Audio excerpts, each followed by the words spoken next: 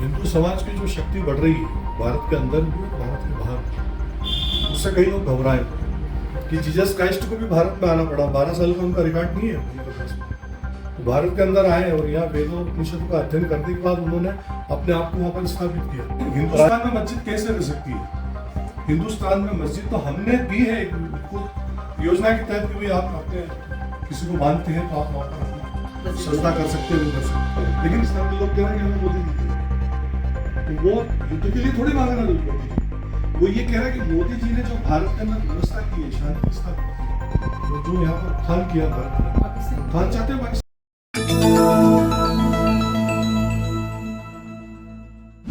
नमस्कार, आज हम बात करेंगे कैलाश जी से। कैलाश शर्मा जी जो इंदौर नगर निगम के सभापति रह चुके हैं, साथ ही साथ इंदौर बीजेपी के प्रेसिडेंट भी रह चुके हैं। और ये वो वरिष्ठ कार्यकर्ता हैं जिन्होंने बीजेपी के साथ या बीजेपी आइडियोलॉजी के साथ बीजेपी के गठन होने के पहले से ही हैं, बाल्यकाल से आरएसएस के बहुत ही डेडिकेटेड कार्यकर्ता रह चुके हैं। और इंदौर शहर में इन्होंने आदिवासियों के लिए बहुत सारा काम किया हुआ है। जहाँ आदिवासी उन्नति की बात आती है तो बहुत से ऐसे ऑर्गेनाइजेशंस आदिवासियों के लिए काम कर रहे हैं, लेकिन उन्होंने व्यक्तिगत तौर पर आदिवासियों के ऊपर एक संस्कार वर्ग चलाए हैं, उनकी समस्याओं को करीब से जानने की कोशिश की है। और सबसे बड़ी बात यह है कि राम मंदिर, जब बाबरी मस्जिद गिरा था तो बाबरी मस्जिद गिराने में इनका भी एक योगदान रहा है। तो हम बात करते हैं इनसे, ये जानने की कोशिश करते हैं कि ये दौर इनका कैसा था। कैलाश जी नमस्कार। सबसे पहले मैं आपसे ये पूछना चाहती हूँ कि बीजेपी के गठन के पहले की राजनीति, बीजेपी के गठन के बाद की राजनीति और हाल फिलहाल की राजनीति, इसमें क्या अंतर है? अंतर तो सिर्फ सत्ता का है, आइडियोलॉजी में कोई अंतर नहीं।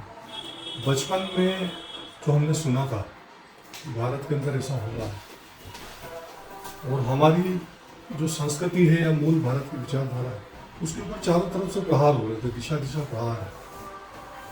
और उस वक्त जब हम संघ की शाखाओं में जाते थे, महापुरुषों के किस्से सुनते थे और अपनी रोजमर्रा की जिंदगी में उस चीज़ को देखते भी थे। हमारे आसपास जो घटनाएं घटती थी तो हमें लगता था कि कहीं ना कहीं हमारी बहुत उपेक्षा है। हमारे यहाँ किसकी?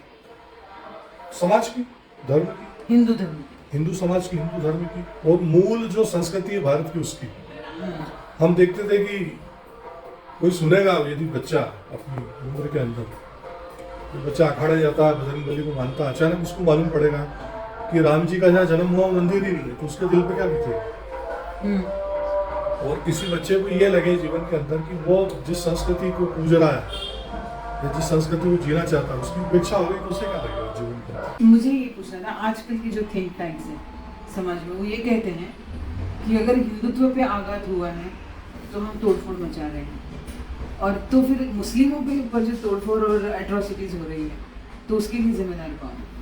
ये जो भी फैला रहा भ्रम फैला रहा है।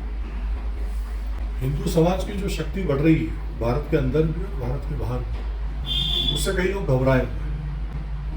और मैं जो कहीं ना कहीं आज 64 साल की उम्र में हूँ, अध्ययन के आधार पर और अनुभव के आधार पर पूछा हूँ कि इस पूरे विश्व में हिंदुत्व का जो मार्ग है, हमारा वेद और पुराण का जो मार्ग, उसके अंदर ही पूरी मानवता को शांति मिलेगी। क्योंकि जहाँ हिंदुत्व नहीं है वहाँ पर कितनी मारकाट मची हुई, समन्वय नहीं है, सर्वे संतु सुखीना की बात कौन करता? या हम हमारा गायत्री मंत्र देखें तो उसके अंदर क्या है? अपनी तेजस्विता बढ़ाने की बात है, उसमें कोई फीका परिस्थिति तो है नहीं। मैंने कई धर्म ग्रंथों का अध्ययन किया है और उनके पढ़ने के बाद ऐसा लगता है कि भाई ये तो धर्म का मार्ग हो ही नहीं सकते। धर्म का मार्ग सनातन। कौन सी बुक्स पढ़े आपने? मैंने सब पढ़ी हुई, मैंने बाइबल को भी पूरा पढ़ा हुआ, कुरान शरीफ को भी पूरा पढ़ा हुआ, और अपने 4 वेद, 18 पुराण, और मूल तो 11 हमारे उपनिषद गिनाते हैं, पर वैसे 250 उपनिषद का भी अध्ययन किया। बाइबल में आपको क्या पसंद है?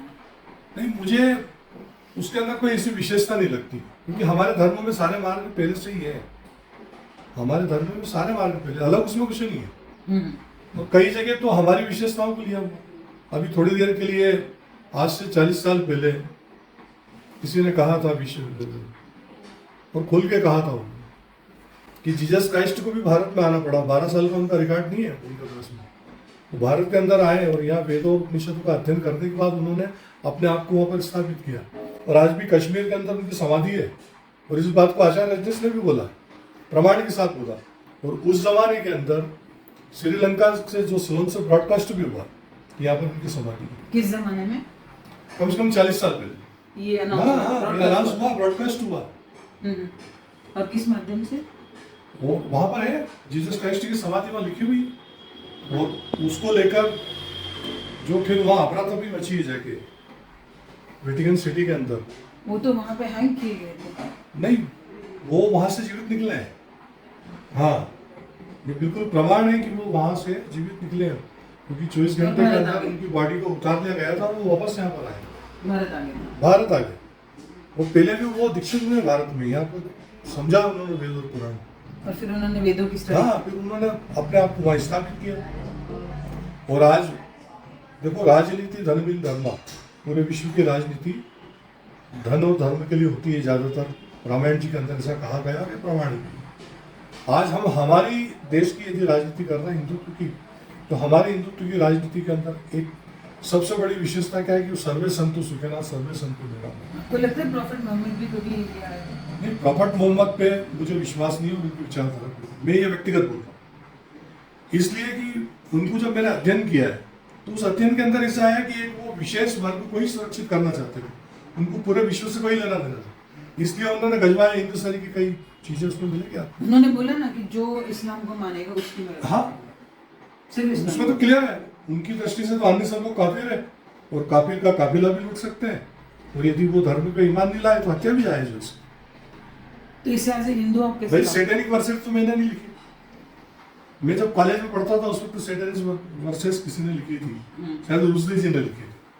तो वो तो कुरान की बातों को ही बताया था ना कि ये जो 157 आयतें हैं जो पूरे विश्व के अंदर फसाद का कारण बन रही है, उससे एकता नहीं हो रही, कहीं संभाव नहीं हो रहा, मुसलमान किसके नजदीक नहीं जा सकता। और कहीं हो सकता है क्या कि जैसे कहीं बोलते हैं कि कुरान में अकल का तकलीफ, वो लोग उस विषय को समझना ही नहीं चाहते, इसलिए कई व्याख्याकारों ने कुरान के ऊपर कभी भी व्याख्या नहीं की। बोलिए फसाद का कारण बन जाएगी, ये लोग समझेंगे। अभी हाल फिलहाल में बीजेपी के भी बहुत से प्रवक्ता जो है वो फसाद में फंसे हैं या कंट्रोवर्सी। नहीं, फसाद में नहीं फंसे, मैं आपको स्पष्ट करूं, लोग जो भी धर्म के अंदर लिखा हुआ, धर्म उनके धर्म ग्रंथों में, पंथ के ग्रंथों में लिखा हुआ है, उसकी बातों को क्लियर बोल रहा है कि ऐसा हुआ है। अब उन बातों को लेकर उनको बुरा लग रहा है, तो उनको लगता है कि फसाद फैला, कोई फसाद नहीं फैला रहा। आज किसी ने कुछ किया है तो उन्होंने प्रूफ के साथ में सामने रख दिया कि भाई भविष्य में क्या मतलब इतिहास में ऐसा हुआ था। अब वो विषय आज की कसौटी पे खरे नहीं उतर रहा है, उनको लग रहा है कि हमारे धर्म पे आघात कर रहे हैं। बहुत से लोगों का ये भी सवाल है कि अयोध्या में बहुत सारे राम मंदिर है, बहुत सारे, पूरे अयोध्या में अगर आप जाओगे तो चलते चलते के राम मंदिर, तो ये एक राम मंदिर इतना विशेषता क्यों मिला है? तो राम मंदिर होना, राम की जन्मभूमि होने में बहुत अंतर है। कहीं पे किसी संत का जन्म हुआ है तो वो स्थान है, वो अपने आप में दिव्य तीर्थ हो जाता है। आपका कहना ये था कि वो मस्जिद के वहाँ पे उनका जन्म हुआ? नहीं, मस्जिद तो वहाँ थी नहीं। हिंदुस्तान में मस्जिद कैसे रह सकती है? हिंदुस्तान में मस्जिद तो हमने दी है उनको योजना के तहत कि भाई आप अपने किसी को मानते हैं तो आप वहाँ पर अपना सजदा कर सकते हैं, वो कर सकते हैं, लेकिन तोड़ के क्यों मना? हमने आज तक किसी जगह को तोड़ के तो नहीं बनाया, हिंदुस्तान में तोड़ फोड़ क्यों हुई जाती?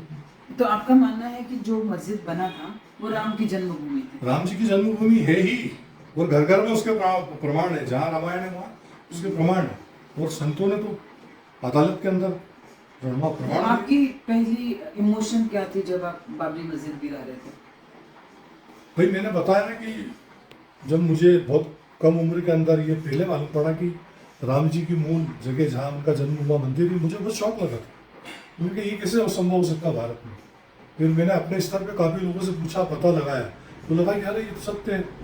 उसके बाद मुझे ऐसा लगा कि नहीं, हमें अब कुछ करना चाहिए, और हमने पूर्णकालिक बनकर उस विषय पर काम किया।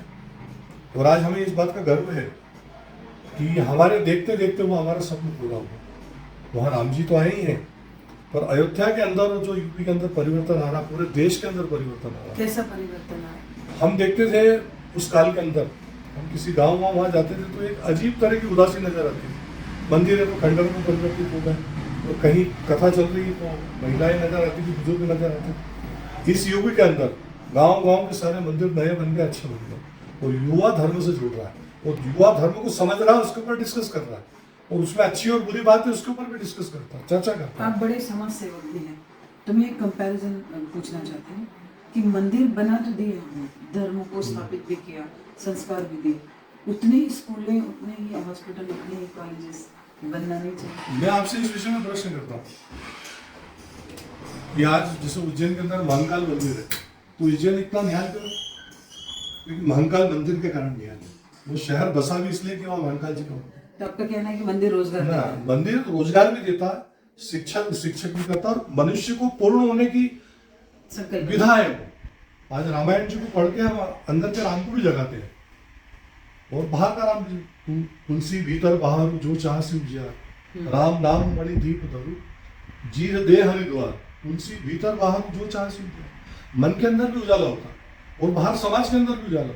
आज देखो ना, पूरा समाज के साथ लगा राम जन्मभूमि के आंदोलन के बाद, और एक ऐसा व्यक्ति विश्व का आंदोलन कर रहा है कि आज विश्व में कहीं भी युद्ध चल रहा है, लेकिन शांति के लिए आस लगाया वो मोदी जी से। क्या कारण है? क्योंकि मोदी जी में जो रामत्व मोदी जी ने समझा है, मोदी जी की तरफ आंच लगा। हाँ, मोदी जी की तरफ सारा देश आस लगा। आज जो युद्ध चल रहा है हम देख रहे हैं, ये क्षमा करें में यूक्रेन, हाँ, यूक्रेन वगैरह में युद्ध चल रहा है। आज बार बार डिमांड होगी, मोदी जी से कह रहा है कि आप लोग चाहिए और कुछ बात करिए, और मोदी जी ने 3 दिन बीच में युद्ध रुकवाए भी, भारत के लोगों वहाँ से निकलाए भी। आज कहीं भी, और हम तो हमारे घर की बात कर रहे हैं, पाकिस्तान में क्या हो रहा है? पाकिस्तान के लोग कह रहे हैं कि हमें मोदी जी देंगे, तो वो युद्ध के लिए थोड़ी मांग रहा है मोदी जी। वो ये कह रहा है कि मोदी जी ने जो भारत के अंदर व्यवस्था की है, शांति स्थापित की, और जो यहाँ पर उत्थान किया भारत का, उत्थान चाहते हैं पाकिस्तान में। पाकिस्तान की कौन बनी? पाकिस्तान की आम जनता, पाकिस्तान हिंदू भी और मुसलमान भी। हम तो सोशल मीडिया पे देखते हैं वहाँ के मुसलमान, वहाँ के पत्रकार बोल रहे हैं कि काश हमारे पाकिस्तान में कोई मोदी जी होता है, मोदी जी को। आज पूरा विश्व देखो आंदोलित हो रहा है। तो आपको लगता है ये सारी भावनाओं को देख के एक संभावना बन सकती है कि हम आगे चल के अपनी भारत देखें? मैं तो एक इसमें बहुत दिव्यता देख रहा हूँ। आज हम पूरे विश्व के अंदर हमारे भारत के लोगों का जो नैतिक चरित्र देख रहे हैं, पर आज अमेरिका के अंदर जितने डॉक्टर हैं, इंजीनियर हैं, नासा में जितने भी वैज्ञानिक हैं, सबका जो काम करने का तरीका है, उससे पूरे विश्व के अंदर भारत के लोगों की शाख बढ़ रही है कि ये भारत के लोग जहाँ भी रहते हैं वहाँ बहुत शांति से काम करते हैं, और इनके अंदर मिलनसारता बहुत है। फिर हमारे देश में इतने दंगे क्यों हो रहे हैं? हमारे देश में हिंदुओं के कारण दंगे नहीं है, कुछ लोगों को भ्रमित किया जा रहा है, उसके कारण दंगे हो रहा है। और उसके अंदर खुला खुला कह सकते हैं कि कई मस्जिदों के अंदर जो इमाम रहते हैं वो तरीके से वो व्याख्या नहीं करते हैं उनके पंथ की, और कट्टरवाद पैदा होता है उसके अंदर। और उसके अंदर कुछ विदेशी जो शत्रु हैं हमारे परंपरागत, जैसे हम पाकिस्तान को मान सकते हैं, अन्य लोगों को मान सकते हैं, वो फायदा उठाते हैं कि यहाँ जितनी अराजकता रहेगी उनके लिए उतना ठीक है। हिंदू कट्टरवादी नहीं है? हिंदू कट्टरवादी हो ही नहीं सकता, हिंदू उदारवादी है। हिंदू कभी कट्टरवादी नहीं रहा। हिंदू की पॉलिसी ये रही है कि वो अपनी सुरक्षा में लड़ता है, अपने अपने परिवार, अपने घर या अपने देश की, कभी उसने हमलावर नहीं किया। और यही भारत है कि आज हम भारत को देखते हैं कि किसी जमाने में अफगानिस्तान हमारा हिस्सा था। भारत के कितने टुकड़े हो गए? आज 6 टुकड़े हो गए इतिहास के अंदर। हमने दूसरे के देश में तो कब्जा नहीं किया। यदि हम हमलावर होते तो दूसरे के देश में कब्जे होते हमारे। हम कभी हमलावर रहे नहीं, पर हमारी जो विशेषता है संस्कृति की और जो धर्म की, वो अपने आप पूरे विश्व में फैलेगी। क्योंकि हम देख रहे हैं कम्युनिस्ट पूरे खत्म हो गए। कम्युनिस्ट का आइडियोलॉजी एक जमाने में सर पर चढ़कर बोल रही थी विश्व में। आपने कम्युनिस्ट की बात की तो मुझे एक बात पूछनी, आज के दौर में जो लेफ्टिस्ट आइडियोलॉजी वाले हैं, जो राइट विंगर्स को हमेशा काउंटर करते रहते हैं, या लेफ्ट आइडियोलॉजी के बहुत सारे पत्रकार हैं, थिंक टैंक्स हैं, विचारक हैं, जो एक अलग सी आइडियोलॉजी को स्थापित करने की कोशिश कर रहे हैं, इनको आप कैसे देखते हैं? भारत के अंदर जो मेरा व्यक्तिगत मानना कि ये लोग भारत विरोधी तत्वों के हाथ में खेल रहा है, वो उनको भारत के अंदर टूल की तरह इस्तेमाल करते हैं और यहाँ अराजकता का माहौल पैदा करते हैं। एक जमाने में भारत के अंदर कितना व्यापार था, हमारे इंदौर के अंदर 7-7 कॉटन मिल थे, और पूरे विश्व के अंदर यहाँ का कॉटन जाता था। क्यों वो मिलें बंद हो गए? किसने बंद करी वो मिलें? बॉम्बे के अंदर हम देखें 2-2 साल तक किन लोगों ने वहाँ की बॉम्बे में हड़ताल करा के मिलें बंद करी, और उसका लाभ किसको मिला? जब इंदौर में 7 मिलें बंद हुई तो उसका लाभ किसको मिला? बॉम्बे के अंदर 2 वर्ष तक यदि हड़तालें हो रही तो उसका लाभ किसको मिला? तो एक बहुत बड़ा वर्ग आइडियोलॉजी और राजनीति के माध्यम से भारत के अंदर अस्थिरता पैदा करता था कि उनके बिजनेस फलते फूलते रहे और वो लोग इधर फंड भेजते हैं। हम तो मध्य प्रदेश के अंदर देखते हैं ना, मध्य प्रदेश के अंदर जब नर्मदा का सदुपयोग हो रहा था गुजरात से लेकर मध्य, तो नर्मदा का लोगों ने आंदोलन छेड़ दिया था और बाद में कोर्ट ने उनको सजा भी दी। हाँ, तो ये भारत के अंदर शुरू से हुआ। तो और आज वो जो एनरॉन का एजिटेशन चला, वेदा पाटकर जी ने हाँ, छोड़ दिया, हाँ। तो आप उसके खिलाफ थे? देखो, हम तो हमेशा भारत के प्रदेश की और नगर की नहीं, मैं ये पूछना चाहती हूँ कि ये जो एनरॉन आंदोलन था, नहीं, वहां वो ठीक नहीं थी। मेधा जी का विचार ठीक नहीं था। क्या गलत था? पूर्ण गलत है। आज मध्य प्रदेश की कितनी तरक्की हो गई, आज फसलें मध्य प्रदेश में अच्छी मिल रही। आज गुजरात की कितनी तरक्की हो गई पानी के कारण। और हम जिस शहर में बैठे हैं इंदौर में, आज इतना फल फूल नर्मदा के कारण ही रहा है। नर्मदा नहीं होती इंदौर में तो इंदौर का इतना विस्तार नहीं होता और इतना अच्छा शहर नहीं बनता। जैसे मध्य प्रदेश सारे नदियों से blessed है। नदियों से। और मुझे स्वर्गीय अटल जी की बात याद आ रही, जो नदी जोड़ो अभियान उन्होंने बोला कि नदी जोड़ो अभियान जिस दिन पूर्ण हो जाएगा भारत की एक अलग स्थिति बन जाएगी। अब अटल जी और नरेंद्र मोदी जी, ये दो पंतप्रधानों में क्या साम्य देखते हैं और क्या विसंगति? ये एक ही सिक्के के दोनों पहलू हैं। अटल जी भी वही थे जो मोदी जी हैं, मोदी जी भी वही है जो अटल जी है। परिस्थिति का अंतर है। अटल जी को जो जनादेश मिला था उसके हिसाब से चल रहे थे, मोदी जी को जो जनादेश। अटल जी के जमाने के अंदर ही हमारे भारतीय जनता पार्टी का एजेंडा तय हुआ था और उस एजेंडे के अंदर जो बातें थी, राम मंदिर की आज मोदी जी ने लागू की है। तो ये मूल सिद्धांत तो भारतीय जनता पार्टी का ना मूल विचारों का है। तो मैं अभी मूल विचारों की बात करूं, 370 रुपए करने के बाद भी कश्मीर में इलेक्शन हारे, राम मंदिर बनाने के बाद अयोध्या की सारी सीट बीजेपी हार गई, तो ये विसंगति को आप कैसे देखते हैं? कश्मीर के अंदर तो आप जानते हैं कि वहाँ कट्टरपन है, तो विशेष करके अल्पसंख्यक जितने भी वर्ग के लोग हैं उनको दीक्षित इस तरीके से किया जाता है। तो वो वहाँ हम कितनी भी सुविधा दे देंगे, वो वैचारिक रूप से हमारे नजदीक आना नहीं चाहते हैं, क्योंकि उनको इसी तरीके से बना दे रहे हैं। यह हमारा भय दिखाया जाता है। जबकि हकीकत ये है कि जब से हम सत्ता में आए हैं, आज मोदी जी को कितने समय हो गया सत्ता में, कितना अल्पसंख्यक सुरक्षित है। और कई जो लोग हैं, मैंने तो एक बार जावेद अख्तर को सुना था, वो कहते हैं कि जब वो किसी मुस्लिम राष्ट्र से रोक हिंदुस्तान वापस आते हैं तो लगता है कि सर जमीन को सजदा करो छू, क्योंकि इतना अच्छा देश। लेकिन ऐसे बहुत से मुस्लिम सेलिब्रिटीज हैं, बड़े बड़े लोग हैं जिन्होंने कहा कि अब हिंदुस्तान में डर लगने लगा है। उनको प्रेरित किया गया।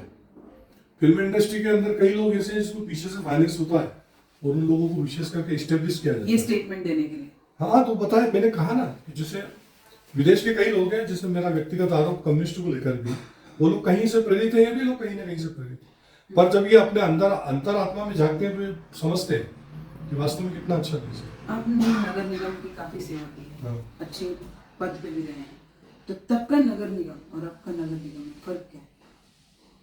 मैं कल एक रोड के उद्घाटन से आ रहा था, करीबन 80 करोड़ की लागत से वो रोड बन रहा है और एक जमाने में मात्र 10 लाख रुपए की रोड हमें बनाना थी।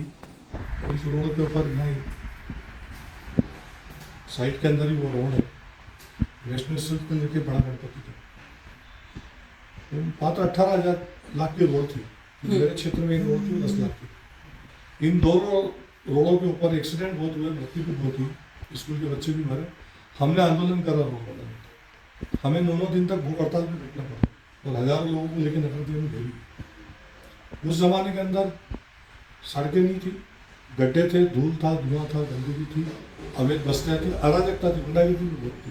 आज हमारा इंदौर एक शांति का टापू है, व्यापार अच्छा, व्यवसाय अच्छा, 24 घंटे बिजली है इंदौर का। पिछले 60 साल में इंदौर में क्या प्रगति है? इंदौर के अंदर इस कदर प्रगति हुई कि जो एक जमाने में 2 लाख का इंदौर था, आज वो 40 लाख में पहुंच गया। और इंदौर के अंदर एयरपोर्ट है और वो इंटरनेशनल एयरपोर्ट के अंदर हो गया और बड़ी बड़ी जितनी भी कंपनियां हैं सब इंदौर के अंदर और बड़े बड़े शिक्षा संस्थान भी इंदौर के अंदर। तो इतने से कितने काम कांग्रेस शासित समय पे हुए? कांग्रेस के समय तो शून्य था। कांग्रेस के समय की मैं आपको बात बताता हूँ, मैं आपको थोड़ा सा यहाँ पे ये करता हूँ, बहुत सारा समय के लिए 61 years Congress was ruling the state. तो कुछ भी काम नहीं हुआ। कुछ भी तो नहीं हुआ, ये तो नहीं कह सकते हैं, पर जो मूलभूत जो काम था वो नहीं हुआ कांग्रेस के शासन में। ये अभी बीजेपी और कांग्रेस के शासन में उल्टा हुआ, भ्रष्टाचार बहुत था और फीका परस्ती बहुत थी उनके शासन में। उसके कारण इस देश के अंदर यह अव्यवस्था होनी जरूरी है और इसी के कारण जनता ने फिर मोदी जी और भारतीय जनता पार्टी को, अटल जी को चुनना चाहिए। तो बीजेपी आने के बाद अभी इंदौर में कोई करप्शन नहीं। देखो, करप्शन तो कांग्रेस छोड़ के गई थी, अब उसको समेटने में टाइम तो लगेगा, हम लोग समेट रहे हैं। आज एक जमाने के अंदर हम केंद्र की सरकार में कितने बड़े बड़े स्कैंडल देखते थे, पूंजी हो, इसके अंदर कोयला घोटाला हो, चारा घोटाला हो, पर आज जब से मोदी जी आए कहा घोटाले नहीं, घोटाले रिपोर्ट नहीं हो रहा, ऐसे कहते हैं नहीं। और मैं आपको इंदौर की बात अगर कोई आवाज करता है तो उसके ऊपर ईडी, अगर कोई आवाज कर भी दे तो उसके ऊपर ईडी का दबाव बन जाता है, तो कोई बोलना नहीं चाहता। ये बिल्कुल झूठ बात है, 100% झूठ बात। भारत के अंदर एक सामान्य आदमी को संपूर्ण उसके अधिकार सुरक्षित है कि वो कहीं भी जा सकता है, सुप्रीम कोर्ट का दरवाजा भी खटखटा सकता है, सिविल कोर्ट से लेकर सुप्रीम कोर्ट तक, और सारे विभाग खुले। आज हम देखते हैं कि किसी की भी शिकायत होती है, आए दिन हम अखबार में पढ़ते हैं किसी की शिकायत की जांच हो रही है, ऐसा थोड़ी। भारत में डेमोक्रेसी, लोकतंत्र ये कितना मजबूत है? भारत का लोकतंत्र 100% मजबूत है, इसमें कोई दो नहीं। हाँ, कुछ तबका है जो उसको डिस्टर्ब करने में लगा हुआ। आज विश्व के अंदर इतना पारदर्शी लोकतंत्र कहाँ है? इस कदर 140 करोड़ लोग अपने मतों का उपयोग करके लोगों को चुनते हैं, पर दुख वहाँ पर होता है कि कहीं 60% वोटिंग हो रहा, कहीं 70% हो रहा, तो वो 30 या 40% लोग जो घर में बैठते हैं वो दुख होता है। उन्हें भी अपने मत का उपयोग करना चाहिए। भारत को अभी सबसे ज्यादा खतरा किससे? भारत को अभी जो सबसे ज्यादा खतरा है इन फीका परस्त लोगों से ही खतरा है। मैं तो कभी कभी विचार करता हूँ व्यक्तिगत रूप से कि क्या कारण था कि जब देश के दो टुकड़े हो गए और हमारे कई बड़े नेता, क्या उन्होंने उस चीज को समझा नहीं था कि ये जो देश के दो टुकड़े हुए उसका आधार क्या है? धर्म। उसका आधार यदि धर्म है तो फिर क्यों ना रोका कुछ लोगों, और यदि रोका तो उन लोगों को आत्मसात क्यों नहीं हुआ है आज तक भारत? वहां पे भी रुके हैं ना, नहीं। कारण ये था कि कभी कभी आप सोचो कि भारत के अंदर जो 70 साल तक जो भी चला है, इसके कारण भारत अपने आप में बहुत ज़्यादा डिस्टर्ब रहा है। कभी ये लोग नहीं होते थे, समस्या तो इन्हीं लोगों से बनी है। आज सबसे ज़्यादा टैक्स कौन दे रहा है? आप ये देखो, कौन टैक्स नहीं। मैं नगर निगम में एक बार हमने, जब कैलाश जी विजयवर्गीय यहाँ पर माहौल थे, हमारे कई क्षेत्र हैं जो विशेष करके अल्पसंख्यक इलाके हैं, हमने वहाँ हाउस के अंदर बोला है कि ये लोग नगर निगम में टैक्स भी जमा नहीं करते हैं और फिर हमें टैक्स के लिए थोड़ी सख्ती करना पड़ी। तो भारत के अंदर आज इंदौर में हम देखते हैं, इंदौर के अंदर कई रोडों को हमने चौड़ीकरण किया है, वहाँ पर बीच में कोई मंदिर आए, हमने समाज से निवेदन किया, उन्होंने उस बात को माना, तो मंदिर को उपयुक्त जगह उन्होंने ट्रांसफर करा। आज मस्जिद की बात आती है, लोग करते नहीं। एक दो मस्जिद के हैं जिसकी हम दीवारें हटा सकें या कुछ करता है, सहयोग नहीं करते। एक मन बना रखा है कि बस किसी भी हालत में सहयोग नहीं करना। आज राष्ट्र को सबसे ज्यादा जरूरत किस चीज की? राष्ट्र को सबसे ज्यादा भाई इसी मानसिकता से खतरा है, इसी मानसिकता से खतरा है कि भारत को अंतर्विरोध में उलझा कर कोई तरक्की नहीं करेगी। क्योंकि भारत की जो मूल प्रतिभाएं हैं, जिसे अपन कहते हैं, वो बहुत अलग तरह की प्रतिभा है। हमारे जो धर्म के अंदर कोई आदमी यदि गीता पढ़ रहा, रामायण पढ़ रहा, तो वो राम जी की वंदना तो अपने आप है, लेकिन उसके अंदर जो ज्ञान है वो मनुष्य को पूर्ण बनाता है और मनुष्य को मनुष्यता से जोड़ता है। जो मैंने पहले भी बोला, सर्वे संतु सुखिना की भावना है, या पूरे विश्व को आर्य बनाने की जो भावना, आर्य मतलब श्रेष्ठ बनाना पूरे विश्व, वो तो हमारे पास है। कल एक नेता कह रहे थे बीजेपी के कि इंदौर में थोड़ा है, थोड़े की जरूरत है, तो आप ये थोड़े की जरूरत कैसे देखते हैं? इसकी पूर्ति के लिए तो हम लगे हैं सब। वो क्या? पहले तो हमने बहुत कुछ कम था पहले, आज जैसे इंदौर की तरक्की, आज इंदौर स्वच्छता में नंबर 1 क्यों है? क्योंकि कहीं ना कहीं ये यहाँ की राजनीतिक अंदर का विल पावर, और इसको प्रतियोगिता में कौन लाए? सबसे पहले झाड़ू उठाई मोदी जी ने, उन्होंने संदेश दिया और फिर उन्होंने उसकी स्वस्थ प्रतियोगिता करी। आज वो प्रतियोगिता में इंदौर नंबर 1। तो इंदौर ने अपने आप के अंदर से जगह है ना, नगर निगम भी वही थी, काम करने वाले भी लोग वही थे और जनता भी वही थी। आज इंदौर की मैं लाखों जनताओं को वंदन करना चाहता हूँ कि सुबह जब नगर निगम की गाड़ी निकलती है, उसका साउंड सुनते हैं, तो अपने घर से उतरकर उसके अंदर कचरा डालने जाते हैं और उस कचरे का हम सदुपयोग कर रहे हैं। कचरे का सदुपयोग करें। लोगों को एक संदेश देना होगा।